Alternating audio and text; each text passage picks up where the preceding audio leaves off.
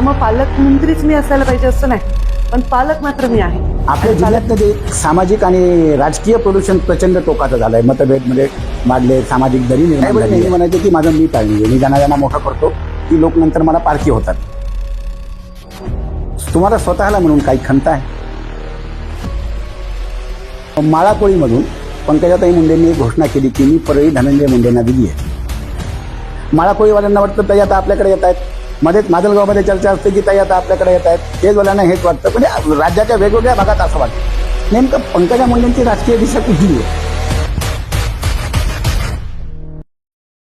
आज वाढदिवसाच्या निमित्तानं जेव्हा आपण पाठीमागे आजपर्यंतच्या प्रवासाकडे पाहतो, नेमकं काय भावना आहेत?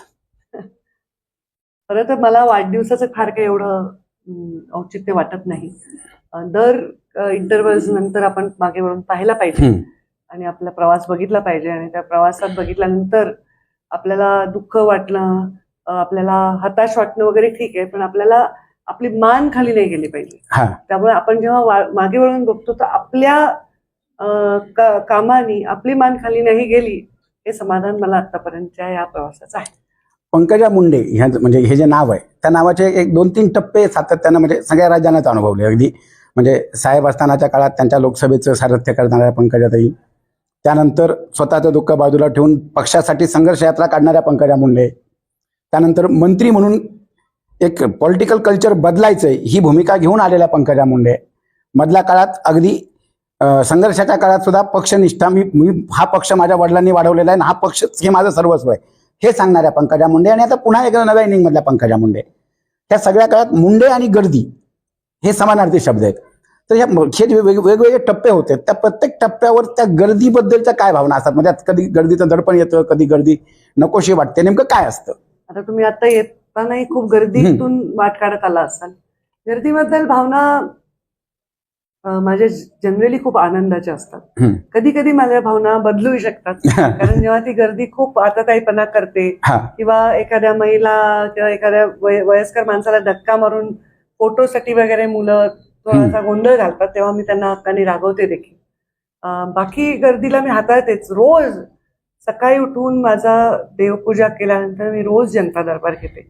मला नाही वाटत की रोज जनतेला भेटणार, म्हणजे मी काही स्वतःला ग्रेट समजत नाही. माझ्यापेक्षा अति चांगलं काम करणारे लोक असतील, अति चांगलं नाव कमवणारे लोक असतील, पण रोज जनतेला भेटणं हा जो संकल्प आहे माझा, तो माझ्यासाठी महत्वाचा आहे. आणि त्यासाठी ती गर्दी महत्वाची. तो गर्दी बहुतांश आशीर्वाद आहे, पण ती गर्दी नक्की मला खूप थकवते. कामाचे 1 तास असेल तर त्याच्यातले 25 मिनिटं हे फोटो काढण्यात जातात. कामाला आलेले लोकांची कामं ही कधी कधी अशा स्वरूपाची असतात की त्याच्यामध्ये मार्ग काढणं कधी कधी कठीण जातं. काही वाळूचा उपसातली विषय असतात, कोणाचा ट्रक पकडलाय, बाईक पकडली, असे वगळता बाकी सगळ्या गोष्टी समाधानकारक. कधी गर्दीचं दडपण वाटतं?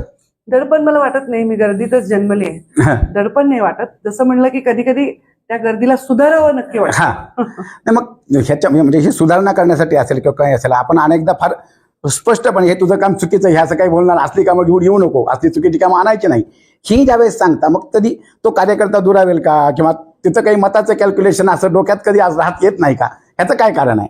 आता कसं आहे, माझा कार्यकर्ता बहुतांश हा माझ्याशी भावनेने जोडलेला आहे आणि त्यामुळे त्याला जर मी तसं, माझ्याकडे लोकांना आता सवय झाली, आता मलाही 24 वर्ष झाली राजकारणात, लोकांना सवय आहे की मला काय पटतं आणि मी काय करते काय नाही करते. त्यामुळे ते मला काही असं चुकीचं फार सांगतच येणारे माझ्याकडे लोक येत नाही.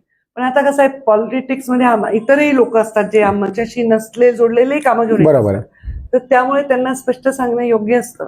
आणि कधी कधी औषध कडू असलं तरी त्याचा इलाज जो असतो तो योग्य होत असतो. त्यामुळे कडू औषध पाजल्याने त्यांच्या शरीराला चांगलं स्वास्थ्य मिळतं हे पेशंटला माहीत असतं, म्हणून तो डॉक्टरला विश्वासाने कडू औषध घेत असतो. तर त्या बाबतीत मी कडू औषध देणाऱ्या डॉक्टरची भूमिका बजावत असते. 2014ला ज्यावेळेस आपण मंत्री म्हणून पहिल्यांदा आलात आणि आपला बीडमध्ये सत्कार झाला होता, तिथंच आपण सांगितलं होतं की मला एकूणच पॉलिटिकल कल्चर जे आहे, राजकीय कल्चर बदलायचंय. आता त्याला साधारणतः 10 वर्ष उलटून गेली. किती यश, म्हणजे तुम्हाला काय वाटतं, आपल्या पातळीवर किती यश आलं, असं काही बदल करता आले? मला असं वाटतं की जेव्हा एखाद्याला एखाद्या गोष्टीत बदल करायचा असतो तर त्याला सगळ्यात पहिले तो स्वतःच करावा लागतो किंवा तो स्वतः अवलंब करावा लागतो. लोकांसंगे ब्रह्मज्ञान स्वतः कोरडे पाषाण असं जमत नाही. तर जे मी बोलते ते मी स्वतः वागते तरच लोक माझं ऐकतील आणि त्यामुळे तो एक धाक निर्माण होत असतो किंवा लोकांच्या मनामध्ये एक मॉरल इमेज तयार होत असते. त्यामुळे मी जेव्हा हे बोलले तेव्हा मी ते स्वतः अवलंब केला त्या गोष्टींचा आणि त्यामुळे लोकही आपोआप करायला लागले. आणि माझ्याकडे जोडणारे कार्यकर्ते जवळपास माझ्या विचाराशी समरस असल्यामुळे मला फार प्रयोग करावे लागले नाहीत.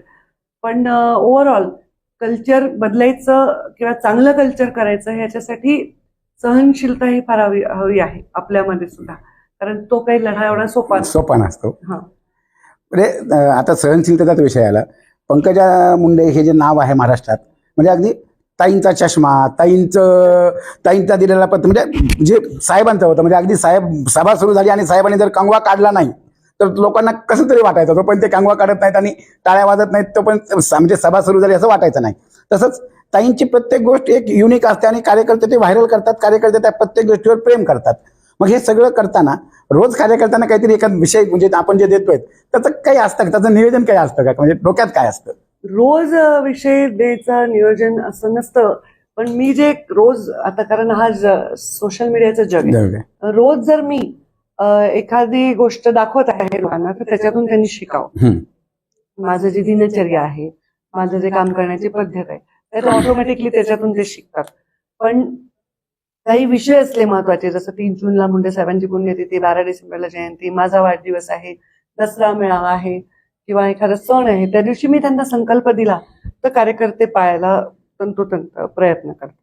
आता माझा वाढदिवस असताना मी सांगितलं की वृक्षारोपण करा, आपल्यापेक्षा कमी असणाऱ्या व्यक्तीला मदत करा, तर कार्यकर्ते माझा वाढदिवस त्याच पद्धतीने साजरा करतात. जसं काल मी एका कार्यकर्त्याला, मी स्वतःचा वाढदिवस साजरा करत नाही पण एकाने कीर्तन ठेवलं होतं, इंदोरीकर महाराजांकडे भेट दिली, त्यांनी क्रेनवरचा हार लावलेला मी स्वीकारला. बरोबर आहे. ते जे त्यांना वळण लावायला करायचं असतं ते मी करत असते आणि त्याच्यात तेच घडत असतात, म्हणजे त्यांचं काही वाईट होत नाही. आणि मी एखादा संकल्प दिला तर ते प्रेमाने करतात. आता मी त्यांना सांगितलं की वाढदिवसाला झाड लावा माझ्या नावाने, एक वृक्षारोपण करा, तर ते करतात. शक्यतो असे जे काही क्षण असतात, म्हणजे आपला वाढदिवस असेल किंवा जिथे जिथे गर्दी जमणार असते त्यावेळी पॉलिटिकल संकल्प दिले जातात. मग पंकजा मुंडेचे त्याला अपवाद काय आहेत की आपण जे काही, म्हणजे आपण अगदी सावरगावमधून असेल, गोपीनाथ गडावरून असेल किंवा आपल्या वाढदिवस, आपल्या संकल्पामध्ये पॉलिटिकल संकल्प सहसा नसतात, आपण वेगळेच संकल्प घेऊन जातो. मग ह्या गर्दीचा वापर आपल्या राजकीय संकल्पासाठी करावा असं का नाही वाटत? ऍक्च्युली माझा कुठला राजकीय संकल्पच नाही. मी राजकारणात जी आलेली आहे ते एका परिस्थितीत आली आहे आणि लोकांचं चांगलं व्हावं हा एकमेव संकल्प आहे माझा. आणि म्हणून राजकीय मला काही अमुक गोष्ट करायला लावायची लोकांना असं नाही. निश्चित जेव्हा मी कार्यकर्त्यांच्या बैठकीत असते तेव्हा मी त्यांना विजयाचा संकल्प देत असते, परंतु जेव्हा मी पब्लिक जनतेला बोलत असते ते सगळे कार्यकर्ते नाहीत, ते सगळे राजकारणात आहेत असं नाही, ते माझ्यावर प्रेमासाठी येतात.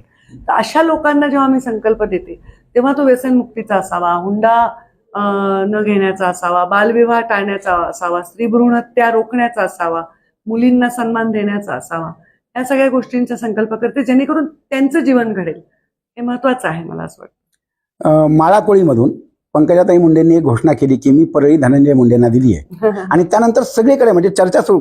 माळाकोळीवाल्यांना वाटतं ताई आता आपल्याकडे येत आहेत, मध्येच माजलगावमध्ये चर्चा असते की ताई आता आपल्याकडे येत आहेत, केजवाल्यांना हेच वाटतं, म्हणजे राज्याच्या वेगवेगळ्या भागात असं वाटतं. नेमकं पंकजा मुंडेंची राजकीय दिशा कुठली आहे? मी ते सांगितलं, माझा असा राजकीय संकल्प काही नाही. अच्छा. मी जेव्हा पक्षांनी ठरवलं की राष्ट्रवादीची युती झाली आणि हा मतदारसंघ जाणार आहे, एका क्षणात मी त्याला होकार दिलेला. आणि कारण तो, मी जरी लोकसभेला पराभूत झाले तरी तो आधी दिलेला शब्द पक्षांनी युतीचा, तो पक्षाचा शब्द आहे, तो मला पाळणं क्रमप्राप्त आहे. तर तो मी नाही जरी दिला तरी पक्षाने दिलाय, तो मी पाळला. आणि आता धनंजय आमदार आहे त्यामुळे मी माळाकोळीला म्हणले की धनंजयला परळी दिलेली आहे. तर धनंजय जोपर्यंत आमदार आहे, धनंजयच्या आमदारकीच्या कामात मी कधीही हस्तक्षेप करत नाही. ते माझ्या भाऊच आहेत आणि त्यांना उलट जेवढं मदतीने एकमेकांच्या चांगलं काम करावं हीच माझी भूमिका असते, लोकांचं चांगलं व्हावं ही भूमिका असते. आता तर डिलिमिटेशन 100% होणार आहे आणि 100% मतदारसंघ वाढणार आहेत. त्यामुळे तुम्ही जे 2-3 नाव घेतले त्याही पलीकडे जाऊन माझी मागणी राजकारणात म्हणजे अगदी साहेबही नेहमी म्हणायचे की माझं मी टाळणी आहे, मी ज्यांना ज्यांना मोठं करतो ती लोक नंतर मला पारखी होतात. मधल्या काळात आपल्याबद्दलही राजकारणाच्या संदर्भाने काही टीका टिप्पण्या झाल्या, आरोप झाले आणि एके ठिकाणी प्रीतमताई सुद्धा बोलल्या की आमचं मीठच आळणी, आणि आता लोक सगळं झाल्यावर आमच्यावर टीका करतायत. याच वेळी 100%ची पण घोषणा आपल्या पक्षाकडनं होते. काय धोरण राहील आगामी ह्याच्यातलं? आता ते धोरण पक्षश्रेष्ठी ठरवतील आणि त्यांनी ठरवले धोरण यशस्वी करणं हे आमचं कर्तव्य आहे.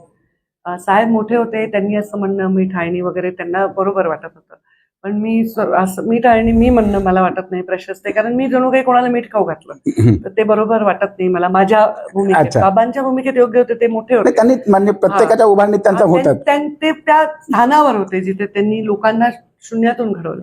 असे अनेक माझ्याही हातून झालेत की जे लोकांना पहिलं तिकीट मी दिलंय, आमदार केलंय, मोठं घडवलंय, एकदा नाही दोनदा निवडून आणलंय, अत्यंत कठीण परिस्थितीमध्ये निवडून आणलंय आणि प्रामाणिकपणे केलंय. तर त्यामुळे जर कोणी याला जागत नसेल तर ते त्यांचं लॉस आहे आणि तो त्यांना भविष्यात दिसेल असं मला वाटतं. ह्या सगळ्या आजपर्यंतच्या प्रवासात तुम्हाला स्वतःला म्हणून काही खंत आहे? हे राहिलंय, हे आणखी आपल्याला एकाला आणखी एका उंचीवर याला गाठता आलं असतं किंवा नेऊन ठेवता आलं असतं. म्हणजे मी वाढदिवसाच्या संदर्भाने याला हा प्रश्न विचारतोय की काय वाटतंय, काही खंत? नाही, मला असं काही कुठली खंत नाहीये. का सांगते, कारण मी ज्या ज्या रोलमध्ये होते त्या रोलमध्ये मी जे सर्वोच्च करता येईल लोकांच्या इमॅजिनेशनच्या बाहेर ते करायचा प्रयत्न केलाय आणि हे सर्व मान्य आहे. जरी जे मला विरोध करत असतील, मला मत देत नसतील, ते पण कानात कुजबुजताना हेच म्हणतात की ताईंनी त्यांच्या काळात खूप चांगलं काम केलेलं आहे. माझ्या जीवनामध्ये प्रत्येक रिलेशन हँडल करत असताना देखील माझ्याकडून ते न तुटू द्यावं इथपर्यंत मी वाट बघत असते आणि मी प्रत्येक गोष्टीची म्हणजे माझ्या संयमाची परिसीमा गाठण्याचा प्रयत्न नेहमी करत असते. त्यामुळे मी कुठली गोष्ट हाताळली नाही नीट म्हणून ती चूक झाली असे खंत माझ्या मनात नाही. कदाचित कधी कधी मी थोडी हार्श वागायला पाहिजे होते अशी खंत मला वाटते. आपण जालन्याचं पालकत्व करताय, आपण राज्याच्या मंत्रिमंडळात आपल्याकडे पालकमंत्रीपद म्हणून जालन्याचं आहे, पण बीड करांनाही कुठेतरी रुखरुख लागते की जर आज ताई पालकमंत्री असत्या तर अमुक अमुक ही कामं मार्गी लागली असती, किंवा आता जिल्ह्यातल्या लोकांनी जायचं कुणाकडं, आज प्रत्येकालाच पुण्याला पोहोचणं शक्य होत नाही. मग ही जी कार्यकर्ते पण आपल्याला बोलून दाखवत असतील त्यावेळेस काय भावना असतात आपल्या, काय सांगता आपण? म्हणजे कार्यकर्त्यांना नेमकं धीर तरी कसा देत आहे? नाही, भावना अशा आहेत की उपमुख्यमंत्री अजितदादा स्वतः पालकमंत्री होते तर मला अशी अपेक्षा होती की दादा वित्तमंत्री आहेत, उपमुख्यमंत्री आहेत, तर ते समजा ते जरी झाले तर वेगळी दिशा होईल. दुर्दैवाने त्यांचा मृत्यू झाला आणि एका परिस्थितीमध्ये स्वतः सुनेत्राबाईंनी आता त्यांच्या जागी पालकमंत्री आहेत. तर एक स्त्री म्हणून किंवा एका दुःखातून त्या जात असताना त्या पालकमंत्री झाल्या तर त्यांच्या पाठीशी पालक आहे जिल्ह्याची म्हणून मी खंबीरपणे त्यांच्या निर्णयांच्या उभी राहीन, त्यांच्यासोबत बसून जिल्ह्याचा विकासही करून घेईन. त्यामुळे पालकमंत्रीच मी असायला पाहिजे असं नाही, पण पालक मात्र मी आहे आणि पालकमंत्र्यांकडनं पालक म्हणून जे कामं करून घ्यायचे त्यासाठी मी पुढाकार घेईन. तर हे सर्व म्हणजे होत असताना आता माझा शेवटचा प्रश्न आहे की आपल्याकडं पर्यावरण खातं आहे, राज्यातलं प्रदूषण कमी व्हावं यासाठी आपण वेगवेगळ्या पातळीवर वेगवेगळे उपाययोजना करतायत. अगदी एकल प्लास्टिक बंदीचे मोहीम असेल किंवा झाड देण्याच्या मोहीम असतील, सेंद्रिय रंग असतील, प्रत्येक त्या क्षणी. पण मागच्या 3-4 वर्षात साधारणतः आपल्या जिल्ह्यातलं जे एक सामाजिक आणि राजकीय प्रदूषण प्रचंड टोकाचं झालंय, मतभेद म्हणजे वाढले, सामाजिक दरी निर्माण झाली आहे. ते प्रदूषण दूर व्हावं आणि पुन्हा एकदा आपला जिल्हा एक चांगलं पर्यावरण जिल्ह्याचं व्हावं राजकीय सामाजिक, त्यासाठी काय? प्रदूषण होणारे घटक असतात. तेव्हा मी प्रदूषणाची एखादी रेड टाकते तर तिथे प्रदूषण का होतं हे आधी बघायला पाहिजे. प्रदूषण रोखायचं म्हणजे एखादी फॅक्टरी बंद नाही करू शकत, तसं प्रदूषण का होतं आणि हे प्रदूषण खरं नैसर्गिक आहे का हे केलं चाललंय, ह्या गोष्टीचा विचार करण्याची गरज आहे आणि तो विचार सर्वांनी केला पाहिजे की कोणाही स्वतःच्या भल्यासाठी एखाद्या लाटेवर स्वार होण्यासाठी जर लोकांच्या झालेल्या दुर्घटनांवर स्वार कोणी होत असेल तर ते दुर्दैवी आहे आणि ते प्रदूषण रोखण्यासाठी लोकांनीच प्रयत्न केले पाहिजे. हा माझा मात्र यावेळी लोकांकडून अपेक्षा, आवाहन. कारण मी एकटीच प्रदूषण दूर करू शकतो, बरोबर आहे. मी सगळं चांगलं काम करून परत तुम्ही जेव्हा जज करायची वेळ येईल तेव्हा त्या प्रदूषणाला बळी पडणार असाल तर मग तुम्हीच ते प्रदूषण दूर करू शकता. पण सवय आहे मुंडेंचं रक्त, त्यामुळे मी हे काही सोडून नाही देणार.